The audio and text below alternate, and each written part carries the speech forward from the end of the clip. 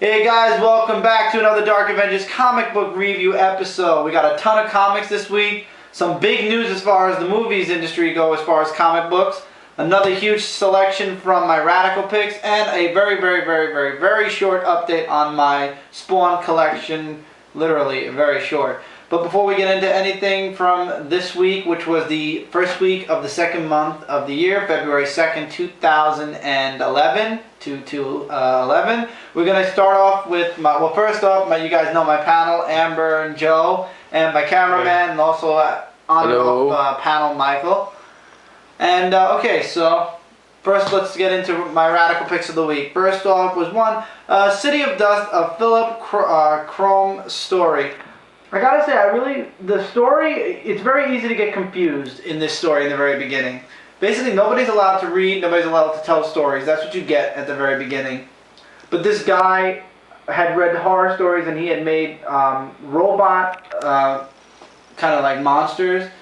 And this guy who turned his father in, as a matter of fact, for telling him stories, turns out that he's the one that has to defeat the monsters. It was alright. It was an okay selection. The artwork, of course, as always, the artwork was beautiful.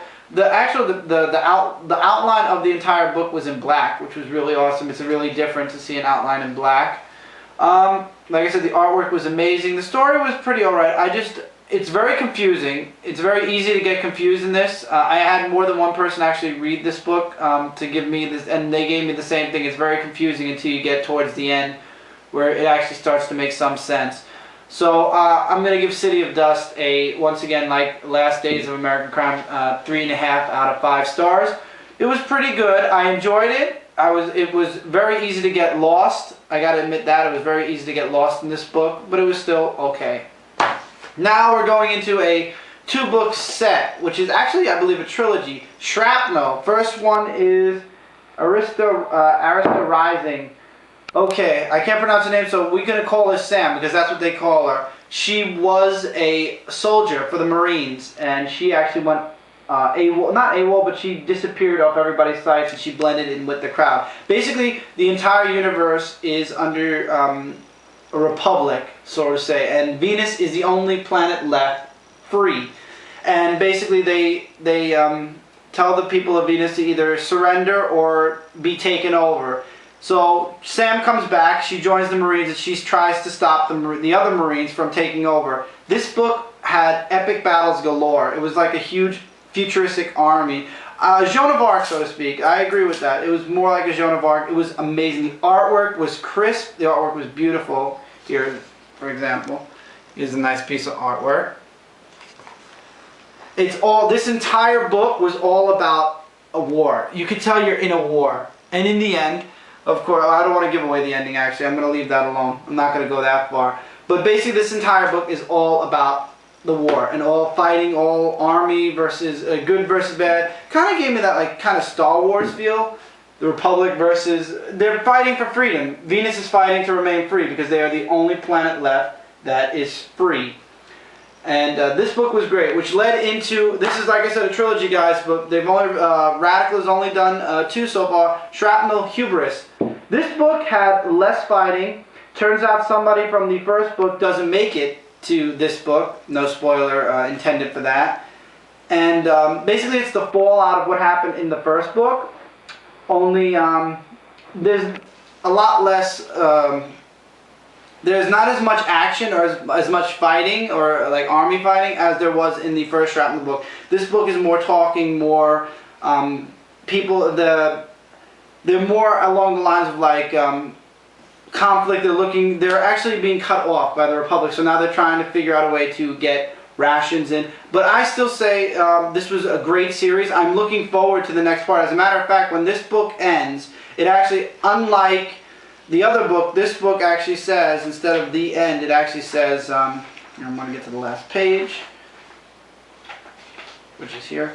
It actually says here in the very end, it's not the end. Oh, and also Sam is having nightmares from her past, so she's having more along the lines of flashbacks in her dreams of the things she's done in the past. The reason why she actually quit the Marines, I don't want to give too much up on that either. But I would absolutely, this book, these two, both books, both Shrapnel books, I give a 5 out of 5. Awesome artwork, amazing storytelling. This book though did have more action than this one, so this book for me was a little bit more enjoyable, but it did not take I did not take a star away from this book because this book continues the trilogy and it continues the very good storytelling. So even though there wasn't as much army fighting or as much machine fighting action as there was in the first book, it still kept me hooked all the way until the end. It was great. And you know, she has this internal conflict with herself. She doesn't trust herself. This is Sam I'm talking about. And it's really good. I enjoy it. I cannot wait for the next series to start up in Radical. Radical Publishing has been doing a great job. Also, really quick before I go off Radical, once again, I'm going to just repeat myself one more time. Shrapnel, 5 stars, both books. Absolutely would suggest both books to anybody who likes that Jean Noir kind of futuristic kind of battling. And City of Dust, 3.5 out of 5 stars. I leave it up to you guys, but it's a very confusing beginning to the book. So if you're gonna buy the book, you're gonna have to be willing to read all the way to the end to not get confused. Really quickly, would like to say thank you to Radical. I have a Radical. This is one of the many awesome Radical shirts that you can check out at Radical. You can buy at radicalpublishing.com. I will be posting the link in the description. And really quickly, Michael is actually wearing one of the hats. Thank you, Radical. And hello. Hello. That's one of the nice amount of the several hats they sell. This is the coolest hat, by the way. That Mike likes his. I got mine. I'll be wearing mine in a future review. You'll be seeing. I have I have 4 shirts from Radical. You'll be seeing them on and off. They'll be part of my ongoing apparel that I have on this show. Once again, if you guys like anything you see as far as books, if you like this shirt, if you like Mike's hat, go check out radicalpublishing.com. They have all this on sale from size small to extra large.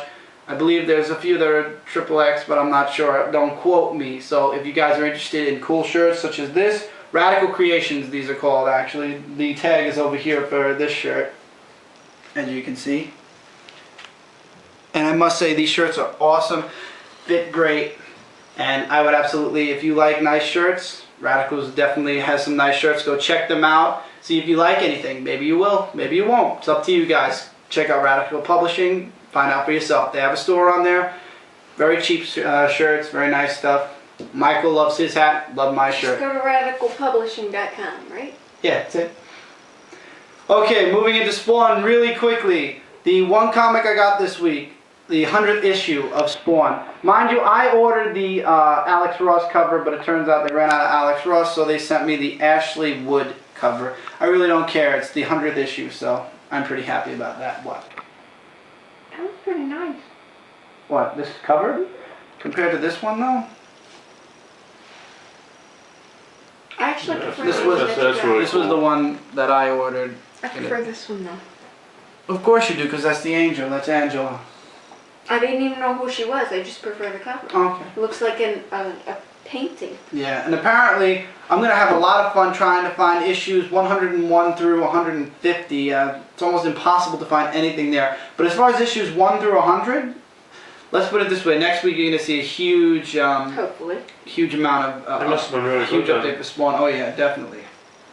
Okay, so let's get into this week's comic books. First off, from Radical Publishing, Radical Comics. The part 3 of 3, Driver for the Dead, concluding Driver for the Dead's first story arc. I'm hoping there'll be a volume 2 in the future. In this issue, see, I really can't give you guys a detailed review because, like I said in past reviews, I reviewed the first 2 parts really quickly.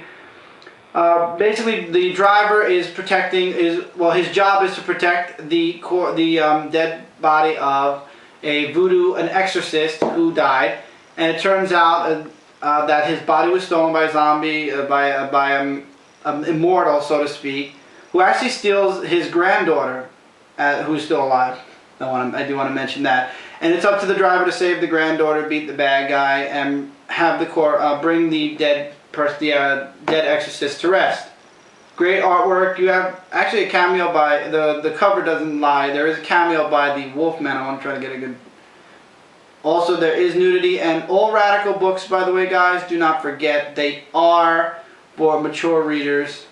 The Angel of Death actually makes an appearance, and that was pretty sweet. I'm going to cover the bottom because we don't know about what YouTube allows and doesn't allow. But I thought that was an epic. That's really gross. Angel of Death as well. I covered the gross part, right, Mike? You only saw the angel. Yeah. I cover my eyes, so. Not that bad. It wasn't that bad at all. Here, the Wolfman makes his appearance. But he's not like the Wolfman, he's some type of super... That sounds really cool, though. Story. Really good, absolutely. 5 out of 5 the entire Driver for the Dead. Really good. I can't wait for the next storyline, if there is one for Driver for the Dead. Really great stuff. Okay, moving into IDW for a bit. Continuing Infestation, the #1 of 2 Transformers Infestation. Galvatron's back, and he brings the zombies with him. And it's up to the Autobots to stop him and the zombies. And it turns out, when Mike's done scanning, remember that zombie girl? Remember Britt? Well, remember she was blown into pieces? Mm-hmm. And stop the zombies. Turns out her head is here at least. Turns out her head at least made it to this place. I thought it was cool. And the artwork, once again, amazing. I love Optimus Prime. I've always loved Transformers. The only problem with it was that, see, here's Optimus Prime. This is the way, it was so awesome to see the Transformers, 3 Transformers. There's Bumblebee. Bumblebee. And he talks. I love the artwork. I love Transformers. Maybe this will get me into reading some of the... There is a Transformers series going on for IDW. I might check it out. And G.I. Joe also I might check out. Unfortunately, Ghostbusters, there are no ongoing series going on. Star Trek I'm just getting for Infestation. Once again, updating the checklist. 2 out of the rest. And I am going to be getting Zombies vs. Robots #0 next week, which is the prequel to all this. So, stay tuned for the update there. Absolutely would suggest this. Infestation's awesome. If you love zombies, you'll love this. Especially because it involves Transformers. Huh? How many times are you going to see Transformers involving zombies? Once, twice, no more. Moving into Marvel. First off, if you go to your comic book store, if you order online, this is a freebie. Sneak peeks. In this sneak peek, you get Fantastic Four 588, which will be on this review in the future. X-Men Legacy 245, which won't. Ultimate Comics Avengers vs. New Ultimates, which will, because that involves the death of the Ultimate Spider-Man. New Avengers #9, which won't. X-Men #8, which will. And Silver Surfer #1, a miniseries. I might be getting that. Because the artwork looks really nice for Silver Surfer, actually. Oh, wow. I think the artwork looks really great for Silver Surfer, and the storyline looks pretty good. So I actually might be picking up Silver Surfer's miniseries. It looks good enough to give a look at. So I will be checking that out. Moving along, the final of this, Invincible Iron Man 500.1. Yeah, I'm going to check out a few .1 series that are going on in Marvel. The only reason I picked up 500.1 is to see where they're going with Invincible Iron Man, and the path they're choosing to take does not really suit my interest. It's a lot of the past stuff that happened to Tony Stark, and it's moving into the future. Like, this is where Iron Man's going to be heading for the next year. This is a year, they actually have a... They copied DC, but you know what? I shouldn't even say they copied DC, because DC and Marvel copy each other all the time. But in a way, they did copy DC here, where they're having a foreshadow what's going to be happening in the next year in Iron Man. And I must say, it doesn't look too intriguing for me. So I really can't... I can't say I want... I might check out 501. I won't be getting Iron Man 2.0. I'm telling you guys that now. I might check out Iron Man 501, depending on how many comics come out that week. I might not. It depends what type of mind frame I am, or what type of amount of comics coming out that week. I might skip it. I might put it in a future review. I want to like Iron Man, but I want Iron Man to be the way he was without too many drastic changes. Maybe they'll fix it, maybe they won't. Another series that actually is... Since issue 1, I haven't had anything bad to say about it. Daken Dark Wolverine #5. Okay, Daken is now working with... well, it takes place on this island. And this girl is... this woman whose name is Tiger. She runs everything. She makes sure all the crime bosses, everything... She keeps the entire island safe. So she's kind of like a crime lord, but she's looking to just keep the peace. And Daken shows up, and he wants to work with her to... eliminate all the crime, there's a log, these bankers that money goes missing and stuff like that, and basically the people in the bank control through these logs all of the gangs in the and all the transitions that are going on in the on the island. So he wants to help her stop them and get the logs. But in the very end, which I love this, if someone else gets the logs, she doesn't want to think about it because the person who gets it would have all control over the crime going on the island. And you see Daken with his dark smile going on. Okay. So I thought that was, Daken wants to try to portray himself as a hero. He's trying really hard to make everybody believe he's changed and he wants to change. But I think deep down, no, he's still dark. Mm-hmm. And I'm hoping at the end of last issue, the writer teased the fact that the world found out that Captain America was Winter Soldier, and Daken said he's going to have to take care of that at some point. Usually when writers do that, that means they have a plan to do that in the future. I'm really hoping they follow through with that. I'd like to see Bucky versus Daken at some point, because if that was just if they just threw it out there, that's terrible writing. Because if you usually don't foreshadow something, Bucky is the second Captain America. I thought you said Buffy. No, Bucky. And Bucky's the one that killed Daken's mother as Winter Soldier. So now Daken's going to want revenge. I'm hoping that they push a story into that, or they might do it in Captain America. If they do it in Captain America, I probably would collect that story. Sounds promising. They continue it. I hope they continue it here instead of in Captain America. But yeah, awesome. I would absolutely recommend Daken. It's one of the two good Wolverine titles that came out. Like I said, I dropped X-Force, and I dropped I didn't drop X-23. Amber's just reviewing X-23 now. I can't get into X-23. I like it. Okay, well, you like it. Moving into the final comic of Marvel, then we'll be turning it over to Amber, who has two comics she'd like to review from the stack she had last week. The Amazing Spider-Man 653. Spider-Man vs. Scorpion on a rocket ship. No joke, Spider-Man vs. Scorpion. And the new Avengers show up. The cover actually shows it. The new Avengers, Spider-Man calls for help from the new Avengers. And the Avengers show up at some point to help Spidey fight off all the bugs and stuff. I call them bugs. They're not bugs. They're not bugs, Amber. They're humans that are in bug costumes. See? And the Daily Planet gets attacked. Where Aunt May gets attacked. And they're still attacking where the rocket is. So Spidey actually says at the end of the issue, I have something to stop them. And I love what the thing said. He says, go get your thingamajig. And he goes off. And then he shows up at Horizon Labs, and Max Modell is there. And I love these last lines, because I'm going to tell you guys, I know what this is already. His last lines are this. I believe it's high past time the two of us had a little talk about you and Spider-Man.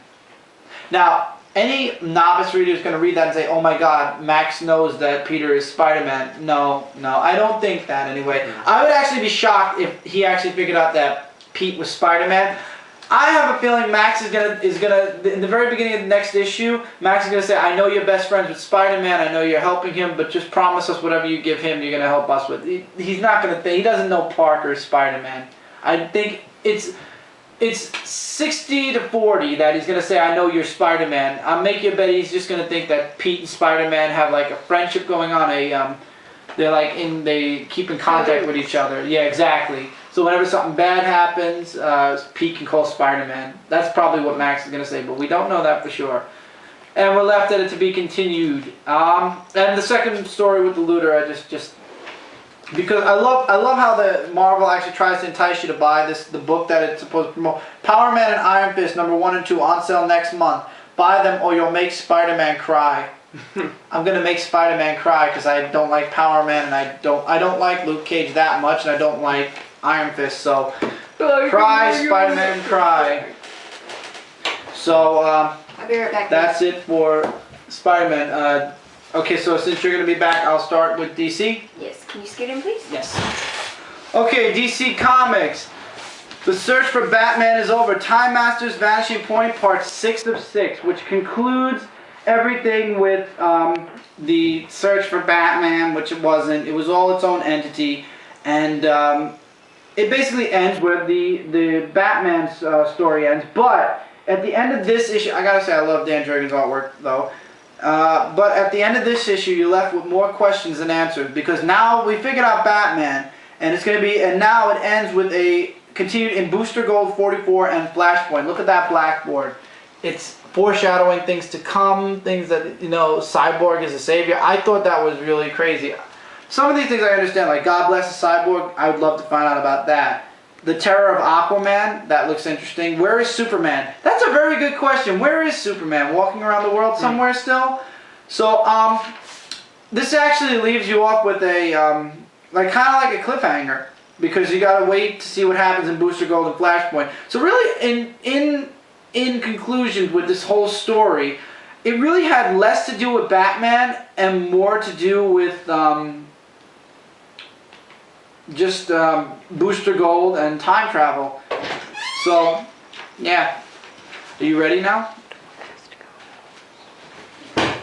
Are you ready to go now? Yeah. Okay. Sorry about that. Okay, so with that, I'm going to turn this over to Amber. Time Master's Vanishing Point, once again, I only bought it for Dan Jurgens' artwork. Unnecessary unless now I'm positive you're a Booster Gold fan or whatever. I heard you. Okay, go. No. What? Put that behind you because it was on the radiator. Oh. Okay.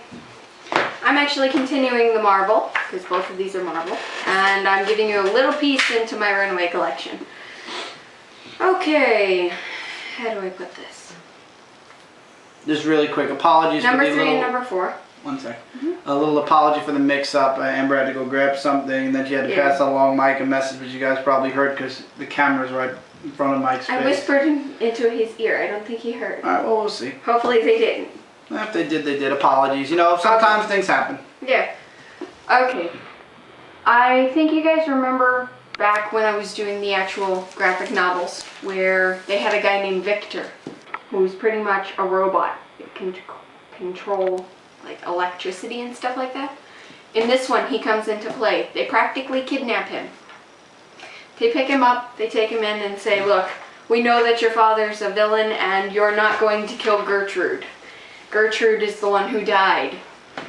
She came back from the future saying, he's gonna be the worst thing in the world. And so they did a truth spell thing to find out if she was telling the truth, and so they took him.